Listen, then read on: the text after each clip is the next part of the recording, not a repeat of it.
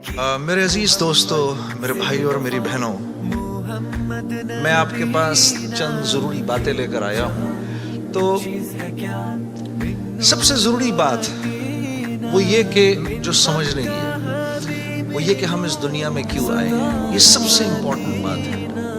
ہم اس دنیا کے اندر آئے ہیں ایک شاندار آخرت بنانے کے لیے۔ ہم اس دنیا میں کیوں آئے ہیں؟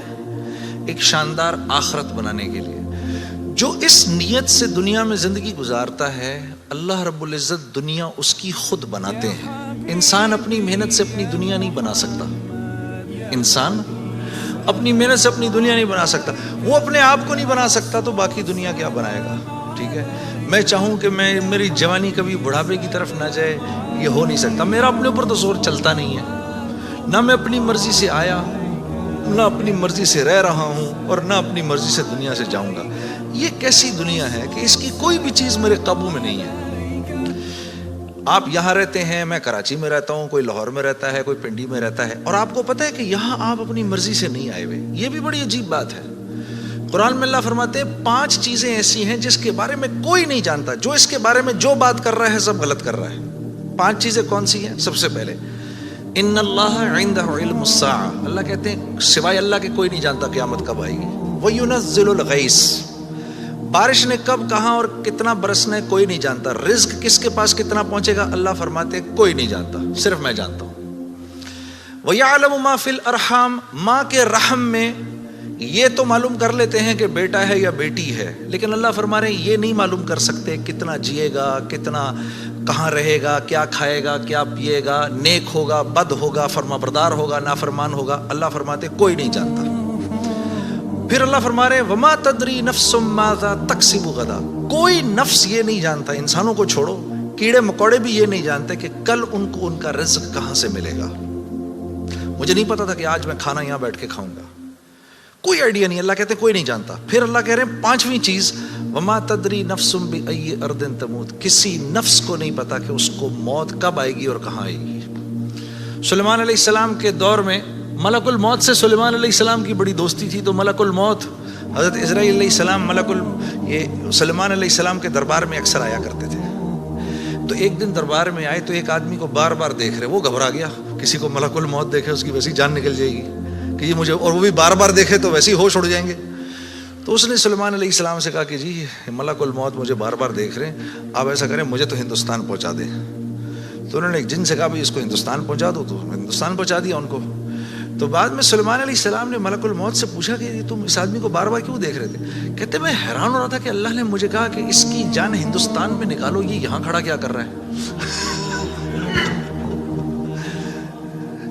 وما تدری نفس بأی ارض تموت، کسی نفس کو نہیں پتا اس کو اس کی موت کل کہاں آئے گی۔ یہ 5 چیزیں کوئی نہیں جانتا۔ اب ان 5 چیزوں کا براہ راست ہماری زندگی سے تعلق ہے۔ تو پھر یہ کیسی زندگی ہے، یہ کیسی دنیا ہے جس کے بارے میں کچھ بھی نہیں جانتا۔ تو اللہ رب العزت نے دنیا کا بننا بگڑنا یہ انسان کے ہاتھ میں نہیں رکھا، یہ انسان کے ہاتھ میں نہیں رکھا۔ اور اختیار کتنا دیا؟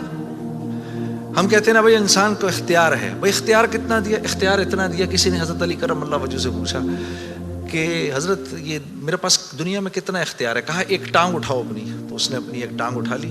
کہا جی دوسری اٹھاؤ، کہا جی وہ نہیں اٹھا سکتا۔ کہا بس اتنا اختیار ہے تیرے پاس، انسان کے پاس اتنا اختیار ہے۔ اور جو اختیار ہے وہ کیا ہے یہ جاننا بڑا ضروری ہے۔ انسان کے پاس کیا اختیار ہے؟ اللہ نے انسان وہ واحد مخلوق ہے پوری کائنات میں جو اپنی جان کے استعمال کو بھی جانتی ہے اور چیزوں کے استعمال کو بھی جانتی ہے۔ انسان کے علاوہ اور کسی مخلوق کو یہ نہیں پتا کہ میں نے اپنی جان کو کیسے استعمال کرنا ہے اور چیزوں کو کیسے استعمال کرنا ہے۔ گھوڑے کو نہیں پتا کہ میں نے اپنے آپ کو کس کام میں لگانا ہے اور میں نے بکری کا کیا استعمال کرنا ہے۔ بکری کو نہیں پتا کہ میں کس کام کے لیے دنیا میں آئی ہوں، اس کو کوئی آئیڈیا نہیں ہے کہ بلی کا میں نے کیا استعمال کرنا ہے۔ بلی کو نہیں پتا میں کیوں آئی ہوں، اور بلی کو یہ بھی نہیں پتا کہ میں نے کتے کے ساتھ کیا کرنا ہے۔ ٹھیک ہے، انسان وہ واحد مخلوق ہے جس کو اللہ نے یہ شعور دیا، فَأَلْهَمَهَا فجورہا وتقواہا. میرے دوستو، یہ وہ آیت ہے جس کو اللہ نے 7 قسمیں کھانے کے بعد بیان کیا. 7 قسمیں کھائیں اس آیت کو بیان کرنے سے پہلے. جیسے میں کہوں میری بہن، اللہ کی قسم، رسول کی قسم، قرآن کی قسم، تیرے باپ کی قسم، تیری ماں کی قسم، 6 قسمیں تو یہ کھائیں. پھر آخر میں فرمایا وَنَفْسٍ وَمَا سَوَّاهَا. اچھا چل کسی کی قسم نہیں مانتا تو میرے بندے مجھے تیری جان کی قسم. فَأَلْهَمَهَا فُجُورَهَا وَتَقْوَاهَا. کل قیامت کے دن آ کے مجھے نہیں کہنا یا اللہ مجھے نہیں پتا تھا سیاہ کیا ہے اور سفید کیا ہے. مجھے نہیں کہنا کل یہ قیامت کے دن، کیونکہ فَأَلْهَمَهَا الہام کیا ہے، میں نے تجھے الہام کیا ہے. اچھائی اور برائی کا فرق میں نے تیرے اندر ڈالا ہے اور یہ ڈال کے تجھے دنیا میں بھیج دیا ہے. جیسے کوئی بھی معاشرہ ہو اس میں سچ اچھا سمجھا جاتا ہے، جھوٹ برا سمجھا جاتا ہے، چاہے وہ مسلمانوں کا معاشرہ ہو چاہے غیر مسلموں کا ہو. بے ایمانی ہر معاشرے میں بری سمجھی جاتی ہے، ایمانداری ہر معاشرے میں پسند کی جاتی ہے. راست بازی، سچائی، بینگ اپرائٹ، یہ ہر معاشرے میں پسند کیا جاتا ہے. اور ظلم ہر معاشرے میں برا سمجھا جاتا ہے. جسٹس ہر معاشرے میں اچھا سمجھا جاتا ہے. قتل ہر معاشرے میں برا سمجھا جاتا ہے. تو اللہ پاک فرما رہے یہ چیزیں دے کے میں نے تمہیں دنیا میں بھیجا ہے، میں نے تمہیں تمہاری جان کا استعمال بتا دیا، چیزوں کا استعمال بھی سکھا دیا. تو یا اللہ میں نے جان کا کیا استعمال کرنا ہے، میں نے جان کا کیا استعمال کرنا ہے. ہاں تو اللہ پاک فرما رہے قد افلح من زکاہا. تو نے اپنی جان کا تزکیہ کرنا ہے تو تو کامیاب ہو جائے گا. وَقَدْ خَابَ مَنْ دَسَّاهَا. اور اگر اپنے نفس کو تو نے کھلا چھوڑ دیا تو برباد ہو جائے گا. اب ان 2 باتوں پر علماء نے تفسیروں کی تفسیریں لکھ دی ہیں. اب نفس کا تزکیہ کیا ہے؟ نفس کو ہر اس چیز سے روکنا جس کو اللہ نے منع کیا ہے، یہ نفس کا تزکیہ ہے. سامنے نامحرم عورت ہے، اب نہیں دیکھ سکتے اس کو. ہاں وہ سامنے سے آئی، نظریں جھکا لی. اب نظریں جھکا لی، اسی لمحے پچھلے سارے گناہ معاف ہو جاتے ہیں. اور اللہ ایمان کی وہ حلاوت دیتے ہیں جو آپ نماز میں محسوس کریں گے. پھر آپ نہیں کہیں گے کہ جی میں نماز پڑھتا ہوں میرا تو دھیان ادھر نکل جاتا ہے. پھر آپ نہیں کہیں گے. کان کو ہر وہ چیز سننے سے روکنا جس کو اللہ نے منع کیا، ہر اس چیز کو سننا جس کا حکم دیا. ہاتھ کو ہر اس جگہ استعمال کرنا جس کا حکم، ہر اس چیز سے روکنا جس سے منع کیا. تو نفس کا تزکیہ اللہ فرما رہے ہیں جب تم دیکھ دیکھ کر میری رعایت رکھ کے زندگی گزارو گے تو تم اس دنیا میں کامیاب ہو جاؤ گے. اور تمہیں کامیاب کون کرے گا؟ ہم کریں گے. تم خود کامیاب نہیں ہو سکتے. ہاں یہ موت کے بعد ہوگا. فرشتے اعلان کریں گے وَلَكُمْ فِيهَا مَا تَشْتَهِي أَنفُسُكُمْ. اب کیونکہ تم نے دنیا میں تو ویسے کر لیا جیسے اللہ نے چاہا، ٹھیک ہے، اللہ کی رضا پر راضی رہے، تو اب وَلَكُمْ فِيهَا مَا تَشْتَهِي. اب جو کچھ تم چاہ رہے ہو انفسکم وہ پورا ہوگا. کیوں؟ نزلا من غفور الرحیم، کیونکہ تم اب غفور الرحیم کے مہمان بننے والے ہو. تو اب جو چاہو گے پورا ہوگا. اب کہہ لو مجھے اتنے بڑے بڑے گھر چاہیے، مجھے اتنی اتنی بیویاں چاہیے، اتنی اتنی حوریں چاہیے. دنیا کی عورتیں کہہ دیں کہ مجھے اس کی شکل دوبارہ نہیں دیکھنی. ہاں جی میں آ رہا تھا نا ادھر، تو اب میرے سفر میری بیوی تنگ آ گئی تھی. تو مجھے کہنے لگی کہ اب آپ کیا کر رہے ہیں؟ میں نے کہا عائشہ اتنا بڑا کام ہے مجھے جانے دو. تم جنت میں میرے سے 500 سال پہلے نہیں جانا چاہتی؟ تو کہنے لگی وہاں بھی اکیلا ہی بھیجنا. تو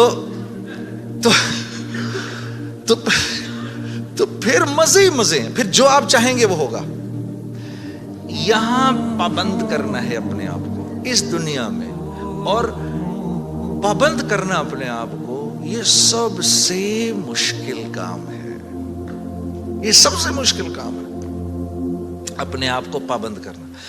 آدمی کو اپنے آپ کو پابند کرنا پڑتا ہے. دنیا میں جس چیز کو حاصل کر رہے ہیں اس کے لیے اپنے آپ کو پابند کرنا ضروری ہے. تو دین کے نفع اٹھانے کے لیے کہ میں دین کے نفع اٹھاؤں، اللہ نے جو حکم دیا اس کے میں نفع اٹھاؤں، اس کے لیے پہلے ہمیں اپنے آپ کو پابند کرنا پڑے گا. اسی طرح سے اللہ جیسے کہہ رہے ہیں جب وہ پابند کر لے گا تو پھر اس کے نفع اٹھائے گا، اور جو جتنا پابند کر لے گا اتنا ہی نفع اٹھائے گا. جیسے ایک گز زمین بھی زمین ہے اور پوری دنیا بھی زمین ہے. جس کے پاس ایک گز زمین ہے وہ ایک گز زمین جتنے فائدے اٹھائے گا, جس کے پاس پوری دنیا ہے وہ پوری دنیا کے فائدے اٹھائے گا. تو جس کی زندگی میں جتنا دین ہے اس نے دنیا میں نفع اٹھانے ہیں. جس کی زندگی میں جتنا کم دین ہے, پھر کیا ہے, مصائب اس کو گھیر لیتے ہیں, مصائب اس کو گھیر لیتے ہیں, حالات اس کو گھیر لیتے ہیں. کراچی سے, لاہور سے, فیصل آباد سے گلاسگو آ جانے سے حالات ٹھیک نہیں ہو جائیں گے. یہ کہیں اللہ کا وعدہ نہیں ہے کہ جگہ تبدیل کرے گا تو تیرے مزے ہو جائیں گے. نہیں, زندگی بدلے گا تو تیری زندگی بدلے گی. چاہے تو غربت میں ہے, چاہے تو امارت کے اندر ہے, چاہے تو وزیر ہے, چاہے تو محکوم ہے, چاہے تو دکاندار ہے, چاہے تو کارخانے دار ہے, اگر میری مرضی کے مطابق چل رہا ہے تو دنیا کی زندگی تیری ایسی بناؤں گا, دنیا کی زندگی کو تیرے لیے جنت کا نمونہ بناؤں گا. اگر میری مرضی کے خلاف تو چلے گا تو تیرے لیے تمام حالات اور تمام کامیابی کے نقشے ہونے کے باوجود تجھے مشکل میں ڈالوں گا. اور میرے عزیز دوستو, یہ ازل سے لے کر آج تک ہو رہا ہے اور آج سے لے کر ابد تک یہی ہوگا. اب آپ لوگ یہاں کیوں آئے؟ کبھی آپ نے سوچا بھئی آپ گلاسگو کیوں آئے؟ آپ گلاسگو کیوں آئے؟ آپ آئے نہیں ہیں. اخرجت للناس, ہم نے لوگوں کے نفع کے لیے تمہیں نکالا ہے, ساری انسانیت. اخرجت للمسلمین نہیں, مسلمانوں کے نفع کے لیے آپ نہیں آئے یہاں پر. اخرجت للناس, ساری انسانیت کے نفعوں کے لیے میں نے تمہیں تمہارے گھروں سے نکال دیا ہے. یا اللہ ہم نے کیا نفع پہنچانا ہے ان کو؟ تأمرون بالمعروف وتنہون عن المنکر, تم نے اچھائی خود کرنی ہے اور ان کو اچھائی کر کے دکھانی ہے. برائی سے خود بچنا ہے اور برائی سے خود بچ کے ان کو کر کے دکھانا ہے. آپ یہاں اس لیے آئے ہوئے, میں قرآن بتا رہا ہوں. وتؤمنون باللہ, جب یہ کرو گے, جب تم ایسا کرو گے پھر میری ذات پہ تمہارا ایمان بنے گا, ورنہ نہیں. تب تم میرے حکموں پر چلو گے. ایمان نہیں بنے گا تو حکموں پر نہیں چلا جاتا, پھر اللہ کے حکموں پر نہیں چل سکتا آدمی. ایمان بنائے بغیر اللہ کو اللہ تو جانے گا, لیکن اللہ کی ذات کے تاثر سے دل خالی رہے گا.